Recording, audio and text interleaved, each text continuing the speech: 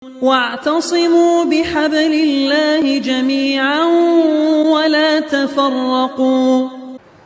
بسم الله. السلام عليكم ورحمة الله وبركاته.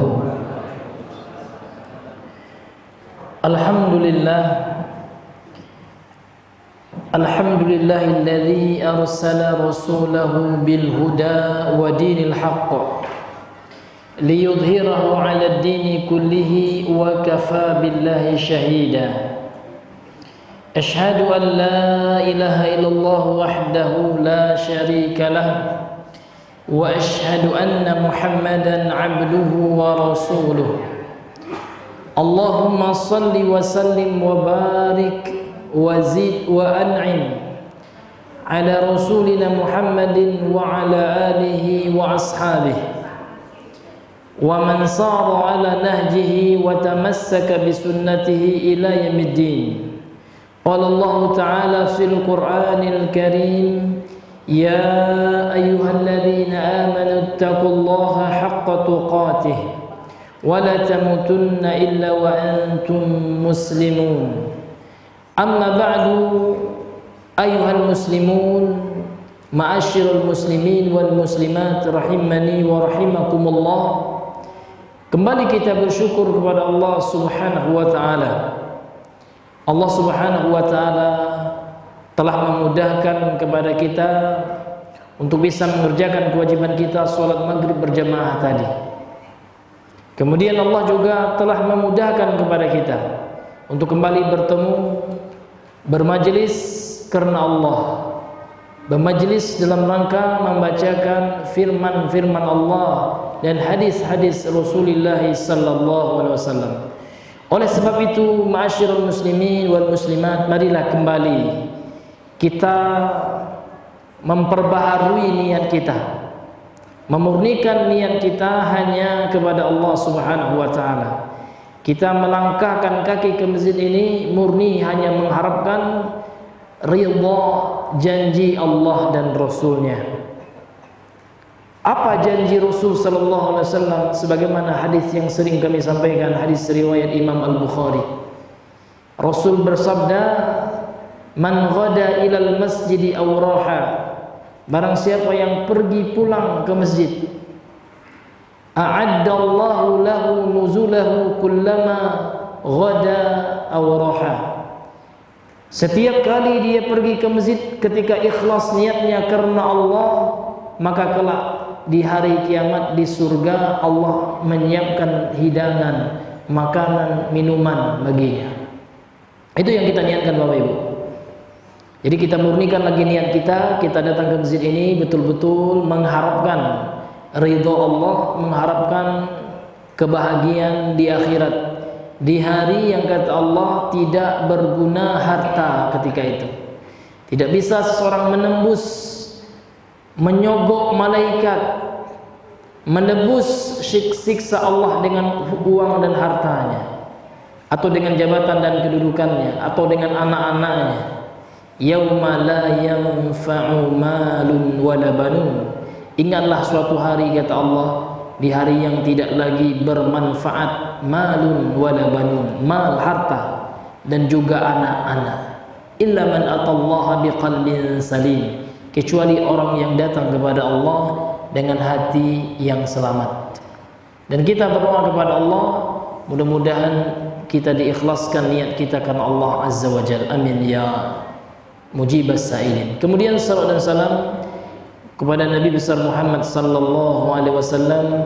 Allahumma salli ala Muhammad wa ala ali Muhammad. Ma'asyiral muslimin, ikhwani fid din, Bapak Ibu yang dimuliakan oleh Allah Subhanahu wa taala. Pada pertemuan ini kita akan memulai pembacaan tafsir, ringkasan tafsir Imam Ibnu Katsir rahimahullah yang berjudul Umdatut Tafsir fi Mukhtasari Tafsir Ibnu Katsir, yang disusun oleh Syekh Ahmad Syakir rahimahullah, yang merupakan salah satu ringkasan daripada tafsir Imam Ibnu Katsir. Pada pertemuan malam hari ini kita masuk pada ayat yang ke-87 kalau tidak salah. Karena pada pertemuan yang sebelumnya sudah kita bacakan Perkataan Imam Ibnu Katsir ketika mentafsirkan firman Allah surah Al-Baqarah ayat 86. A'udzu billahi minasy syaithanir rajim. وَلَقَدْ آتَيْنَا مُوسَى الْكِتَابَ وَقَفَّيْنَا مِنْ بَعْدِهِ بِالرُّسُلِ وَآتَيْنَا عِيسَى ابْنَ مَرْيَمَ الْبَيِّنَاتِ وَأَيَّدْنَاهُ بِرُوحِ الْقُدُسِ أَفَكُلَّمَا جَاءَكُمْ رَسُولٌ بما لا تهوى أنفسكم استكبرتم فريقا كذبتم وفريقا تقتلون. Yang artinya Allah berfirman, walaqad ataina, dan sungguh kami telah mendatangkan Musa kepada Nabi Musa al-kitabah, kitab dari sisi Allah itu kitab Taurat. Wa qaffayna min ba'dihi birrusul, kemudian kami ikuti setelahnya dengan para rasul.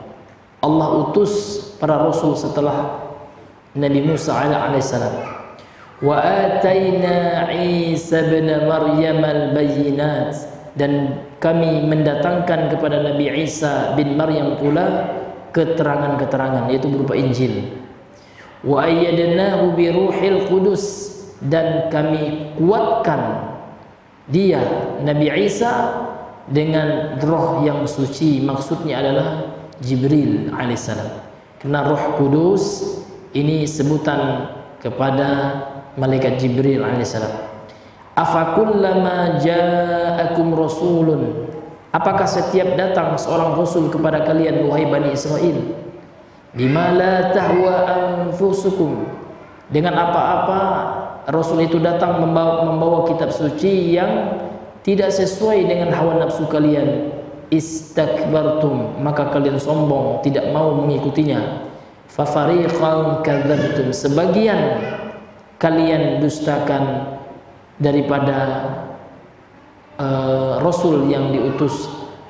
Wa fariqan taqtulun, dan sebagian sekelompok kalian perangi. Masyarul muslimin yang dimuliakan oleh Allah Subhanahu wa taala, ayat ini masih menceritakan tentang keadaan Bani Israel. Allah Subhanahu wa taala menceritakan banyak, panjang sekali kisah-kisah tentang orang-orang terdahulu untuk kita jadikan ibrah, untuk kita jadikan pelajaran. Kalau seandainya itu baik, maka ikutilah. Dan kalau seandainya ada kisah-kisah yang buruk, maka jadikan pelajaran. Jangan ikuti keburukan mereka sehingga kita juga dibinasakan sebagaimana orang-orang terdahulu yang ingkar, yang mendustakan, yang sombong, dibinasakan oleh Allah Subhanahu wa taala. Karena orang yang akan mendapatkan kebahagiaan di akhirat ada dua sifatnya, Pak, berdasarkan Al-Quran. Coba Bapak Ibu buka Al-Qasas 53. Ini ayat sering juga kami sampaikan. Allah mengatakan, tilkad darul akhiratu naj'aluha lilladzina la yuriduna 'uluwan fil ardi wala fasada wal 'aqibatu lil muttaqin, kata Allah. Tilkad darul akhirah, kampung akhirat yang penuh dengan kebahagiaan itu, naj'aluha, kami jadikan bagi siapa? Lilladzina la yuriduna 'uluwan fil ardh, untuk orang-orang yang tidak mau tinggi, tidak mau sombong di permukaan bumi ini. Wala fasada, dan kami jadikan bagi orang-orang yang tidak menginginkan kerusakan di muka bumi ini. Wal 'aqibatu lil muttaqin, dan kesudahan yang baiklah bagi orang-orang yang bertakwa. Maka yang pertama hadirin, manusia ataupun makhluk yang sengsara di akhirat adalah makhluk yang apa Pak? Yang sombong. Apa sombong itu? Yang pertama, sombong kepada Allah. Bahas sombong kepada Allah, orang yang tidak mau atau seseorang yang tidak mau menjalankan apa yang Allah perintahkan, seperti iblis. Iblis sombong, sebagaimana Allah abadikan dalam surah Al-A'raf ayat 13. Ya, iblis sombong. Maka ketika Allah Subhanahu wa taala menyuruh malaikat sujud kepada Nabi Adam, sujud semua malaikat. Iblis tidak mau. Akhirnya Allah dalam surah Al-A'raf ayat 13 berkata kepada iblis, qala ma mana'aka alla tasjuda id amartuk. Wahai iblis, kata Allah, apa yang menghalangimu untuk tidak sujud kepada apa yang aku perintahkan ketika aku perintahkan engkau untuk sujud? Maka iblis menjawab dengan kesombongannya. Apa kata iblis? Qala ana khairum minhu khalaqtani min nar. Iblis mengatakan, aku ini lebih baik daripada Adam. Iblis menganggap spesiesnya, jenisnya, sukunya, rasnya itu lebih baik daripada Nabi Adam. Kenapa? Dia merasa api lebih baik daripada tanah. Engkau telah menciptakanku dari api, ya Allah, wa khalaqtahu min tin. Dan engkau telah menciptakan Nabi Adam dari tanah. Akhirnya Allah murka.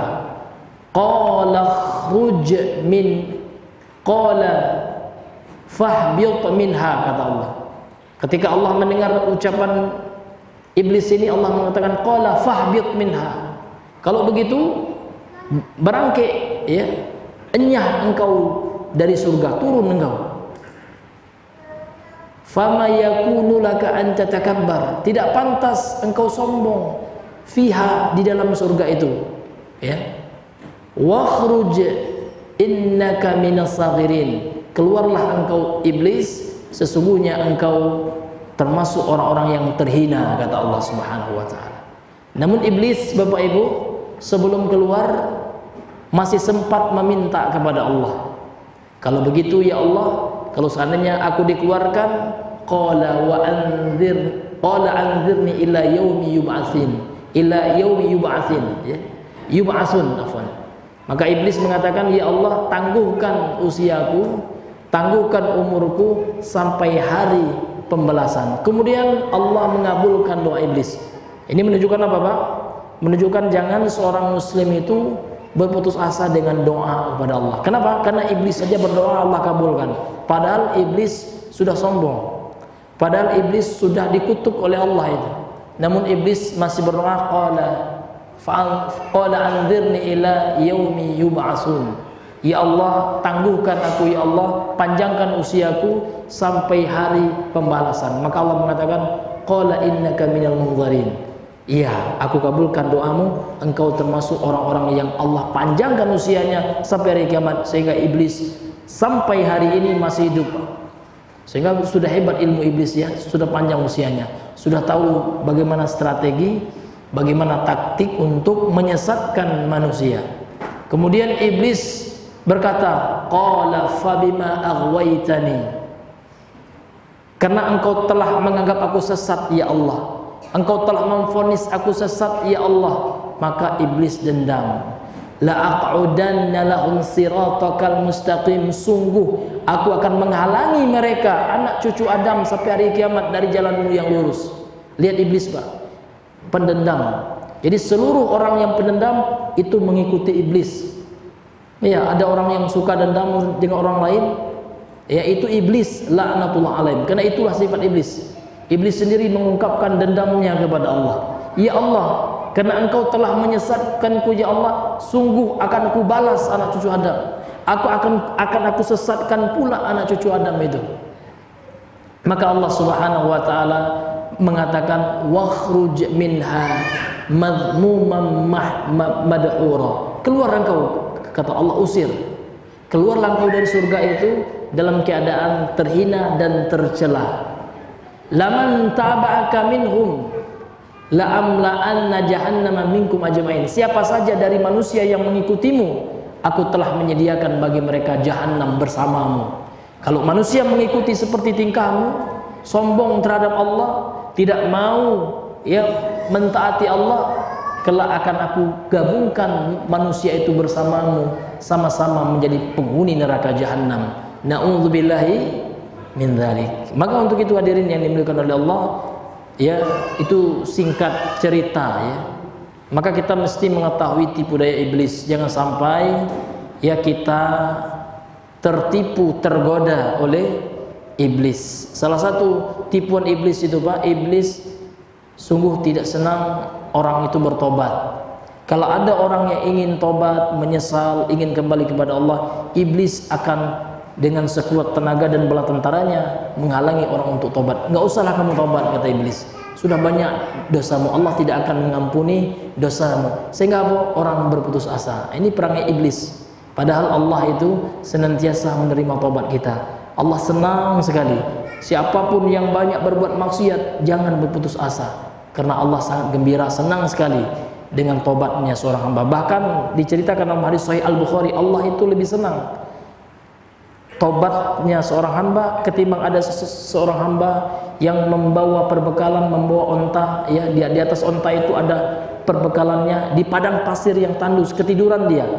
Tiba-tiba setelah dia bangun, dia mau minum, tidak ada lagi ontanya, bekal minuman yang nggak ada lagi ontanya hilang, sedih sekali dia. Mati saya katanya. Gimana ini dalam perjalanan, ini di padang pasir tandus gitu ya. Dalam keputusasaannya Pak, tiba-tiba datang ontanya dengan makanannya, dengan minumannya. Senang sekali laki-laki itu. Maka Allah berfirman dalam hadis qudsi itu, hadis sahih ya, sesungguhnya Allah lebih senang lagi, lebih gembira lagi dengan taubatnya seorang hamba yang banyak bermaksiat ketimbang gembiranya seseorang yang mendapati kembali onta dan perbekalannya ketika dalam perjalanan. Ini luar biasa. Jadi iblis akan berusaha menanamkan pada diri kita, janganlah tobat sudah banyak dosa-dosamu, nanti aja tobat, diulur-ulur tobat Pak.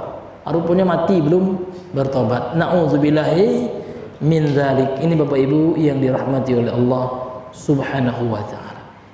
Kemudian kita bacakan perkataan Imam Ibnu Katsir. Berkata Imam Ibnu Katsir ketika mentafsirkan ayat ini, qala yan'utu tabaraka wa ta'ala. Allah memberikan sifat Bani Israel kepada Bani Israel bil utuwi wal inadi wal mukhalafah, dengan sifat kelaliman, kezaliman, inad, keras kepala, dan suka menyelisihi perintah Allah dan Rasulnya, yakni Nabi Musa. Ini sifat Bani Israel. Jadi banyak ayat-ayat Allah, ayat-ayat yang sebelumnya juga Allah mensifati Bani Israel, kebanyakan mereka itu zalim, keras kepala, dan banyak menyelisihi.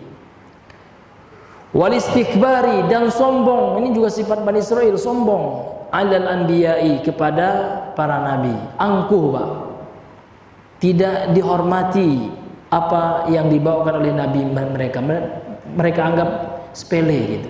Sombong mereka terhadap para nabi mereka.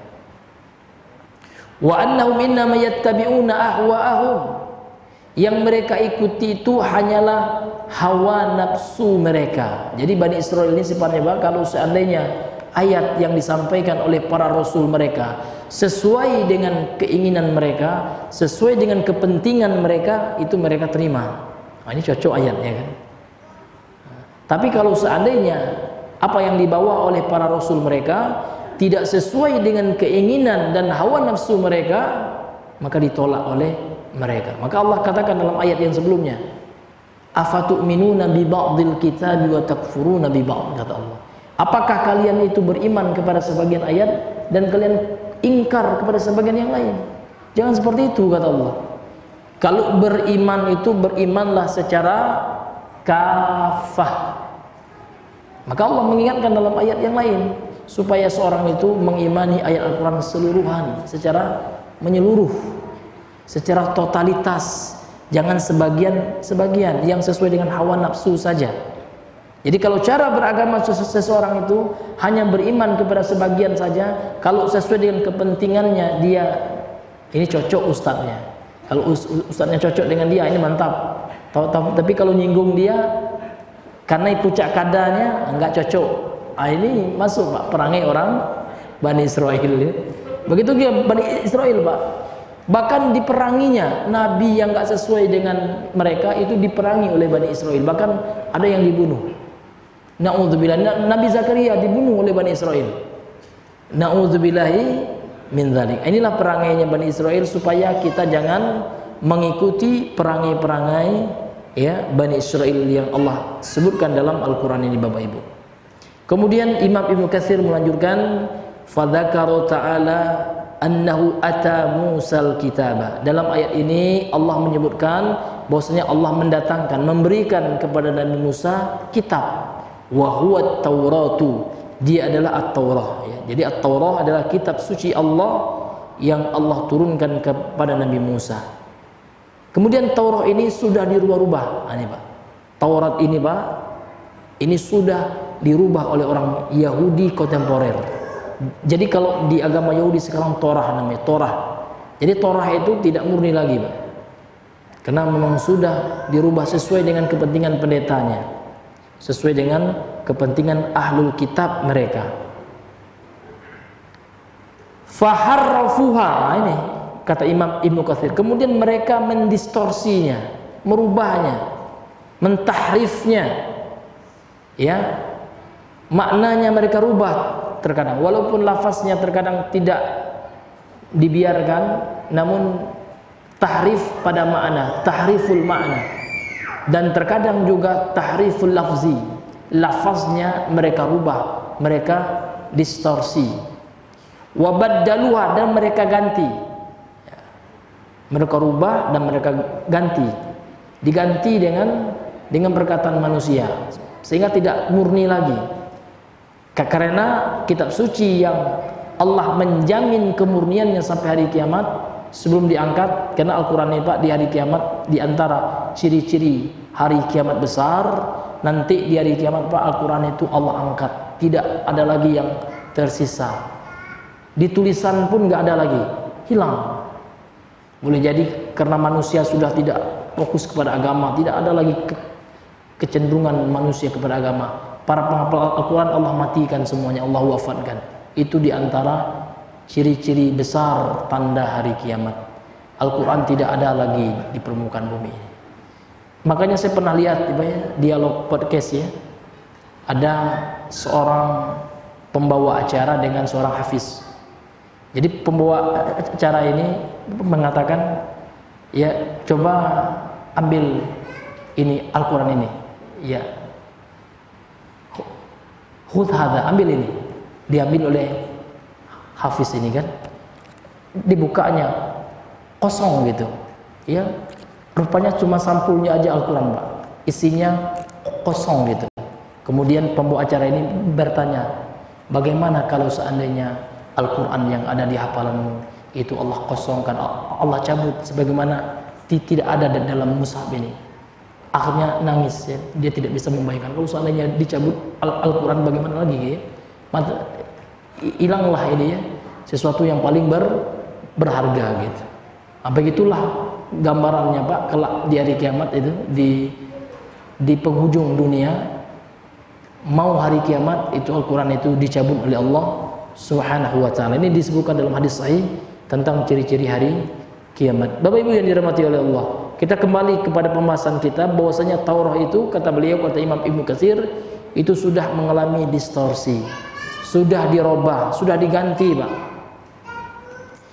Wa khalafu awamiraha, dan mereka orang-orang Bani Israel, mereka menyelisih perintah-perintah Allah dalam Taurat itu. Ya, mereka tidak mengamalkannya Pak. Padahal mereka tahu ini, orang Bani Israel itu cerdas. Mereka itu sudah berilmu, namun mereka tidak mau mengamalkan ilmunya. Beda nanti dengan orang Nasrani. Orang Nasrani itu Pak, mereka beramal, namun mereka bodoh. namun mereka tidak mengetahui apa yang mereka amalkan. Yang penting kata pendetanya beramal, kata pastornya beramal, ya beramal tanpa mereka mencari tahu, ya, tanpa mereka tidak kritis orangnya. Mereka itu hanya mengikuti saja, taklid saja, taklid buta saja kepada pastor-pastor. Mereka apa kata pastor itu saja. Nah, kalau umat Islam itu pertengahan, ya, mereka berilmu dan mengamalkan ilmunya. Kalau orang Yahudi berilmu tidak mengamalkan ilmunya, Nasrani beramal tapi tanpa ilmu. Umat Islam mereka berilmu dan mengamalkan ilmunya. Itulah ya umat yang selamat. Itu hadirin yang dimuliakan oleh Allah Subhanahu wa taala. Inilah perangai orang Yahudi. Mereka menyelisih perintah Taurat, perintah Allah dalam kitab Taurat. Wa awwaluha, dan mereka takwil juga.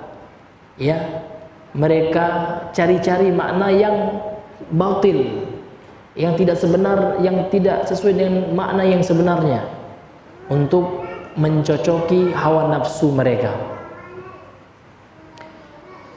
Kemudian kata Imam Ibnu Katsir rahimahullah, wa arsalar rusula, kemudian Allah mengutus para rasul setelah Nabi Musa, wan nabiyina, dan para nabi min ba'dihi, setelah Nabi Musa, setelahnya, yakni setelah Nabi Musa, alladzina yahkumuna bi syariatihi, yang mana para nabi dan rasul tersebut berhukum dengan syariat Allah Subhanahu wa taala.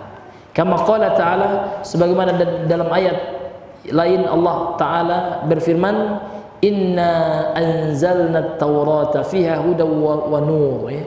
Sesungguhnya kami telah menurunkan Taurat, di dalamnya terdapat hudan, ya, petunjuk, wa nur, dan cahaya yang menerangi ke jalan yang benar, yang mengeluarkan pelakunya dari kegelapan menuju, ya, keterangan, atau dari kegelapan menuju cahaya, dari kegelapan menuju terang, gitu. Yahkumu bihan nabiyuna alladzina aslamu, berhukum dengannya para nabi, ya, dengan apa? Dengan Taurat itu. Alladzina aslamu, dan orang-orang yang menyerahkan dirinya kepada Allah dan Rasulnya, orang-orang yang Islam. Islam itu Pak maknanya adalah menyerahkan diri kepada Allah, gitu. Lilladzina hadu, dari orang-orang Yahudi, warabbaniyuna, dan orang-orang ahli ibadah, rabbani, ya, wal ahbaru, dan para ahli kitab, ya. Al ahbar ini pendeta.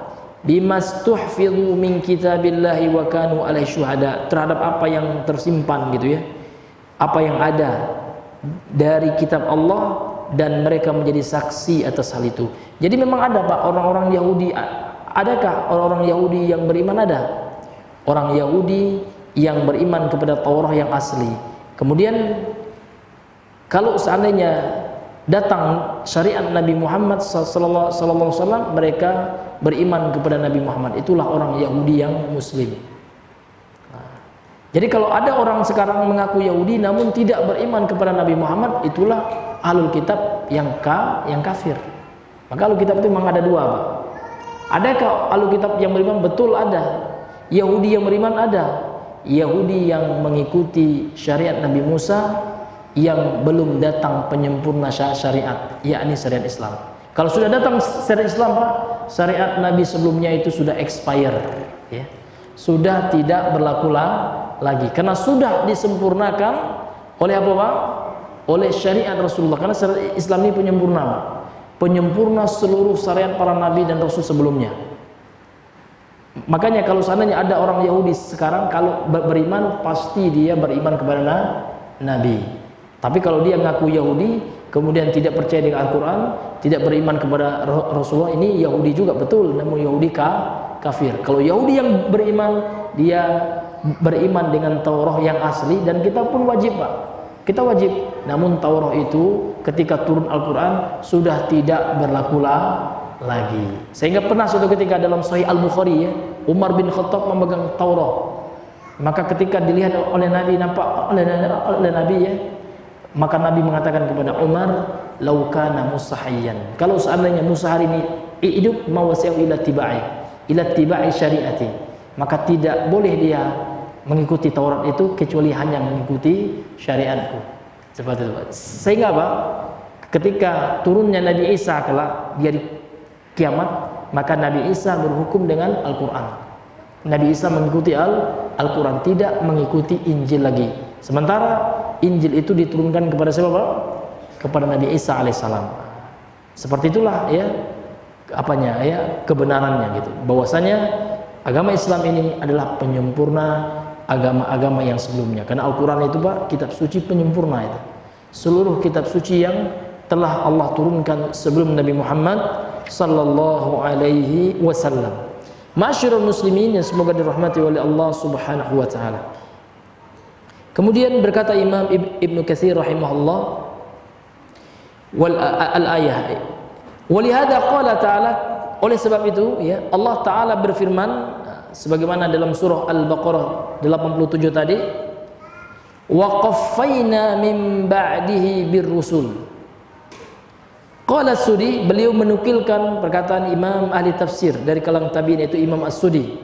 Makna waqaffaina ini maknanya kata Imam As-Sudi atba'na, dan kami ikuti, itu arti atba'na. Jadi waqaffaina itu artinya dan kami ikuti min ba'di setelahnya, yakni setelah Nabi Musa birusul, para rasul. Ya, setelah meninggal Nabi Musa, Allah pilih para rasul setelah beliau. Itu makna atba'na. Wa qala ghairuhu, dan berkata yang selainnya, yakni selain Imam As-Sudi, kata Imam Ibnu Katsir, ardafna, kami ikuti, sama aja. Ardafa dengan atba' ya, atba'a ini maknanya sama. Wal kullu qarib, dan setiap penafsiran para ulama tafsir tentang makna waqaffaina itu semuanya dekat, maknanya itu hampir sama.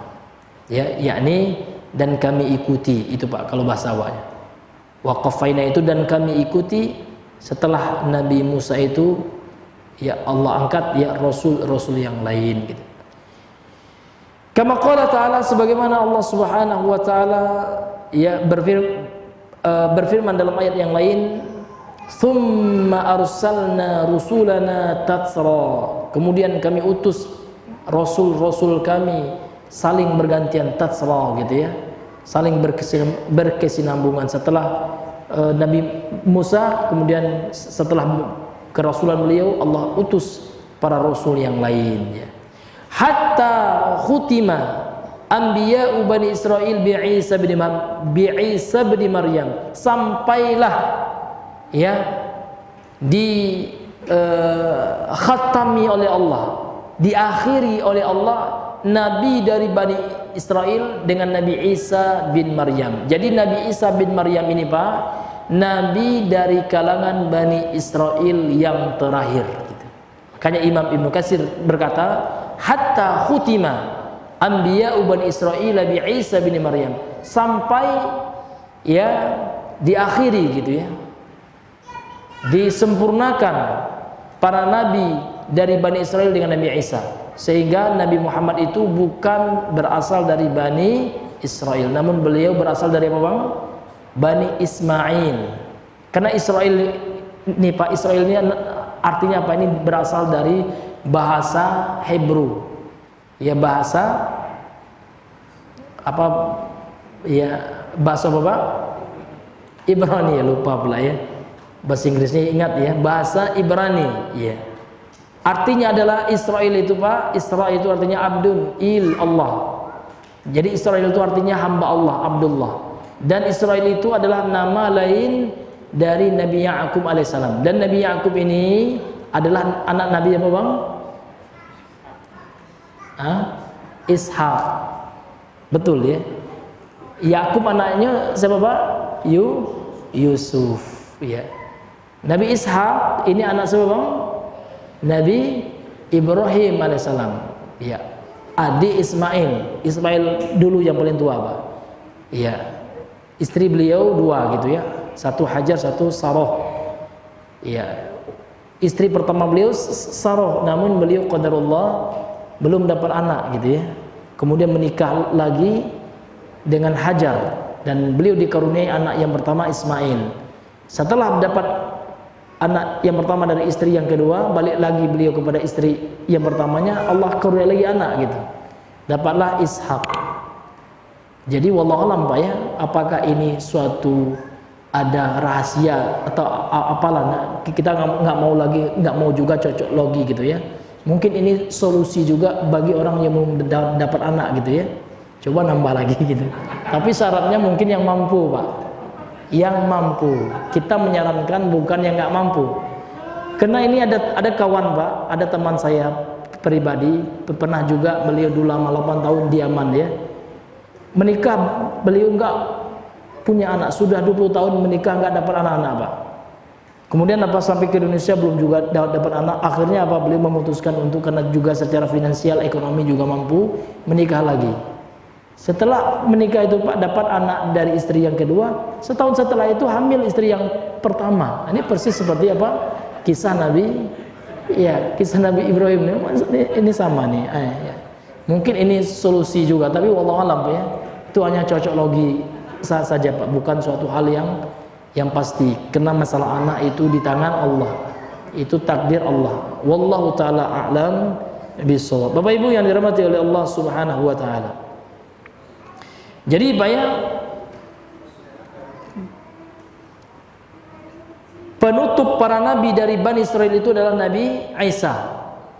Maka setelah Nabi Isa adalah Nabi Muhammad SAW yang berasal dari Bani Ismail. Sehingga orang-orang Bani Israel ya cemburu Pak, hasad. Karena para nabi itu berasal dari suku mereka, berasal dari ras mereka. Kemudian ternyata Muhammad Nabi terakhir ini bukan dari ras mereka, sehingga mereka menolaknya. Padahal mereka tahu, mereka sudah tahu berdasarkan kitab Taurat yang asli bahwasanya Nabi terakhir itu adalah Nabi Muhammad. Makanya Allah mengatakan dalam Al-Quran tentang keadaan orang Bani Israel itu mengenai Nabi. Allah mengatakan ya'rifunahu kama ya'rifuna abna'ahum. Mereka mengenal Rasulullah itu, tahu mereka tentang Nabi, tahu mereka Rasulullah itu adalah Nabi yang terakhir, sebagaimana mereka tahu tentang keadaan anak-anak mereka. Ini ya perumpamaan yang Allah berikan bahwasanya orang Bani Israel itu tahu kebenaran namun mereka tidak mengamalkan yang benar karena mengikuti ego.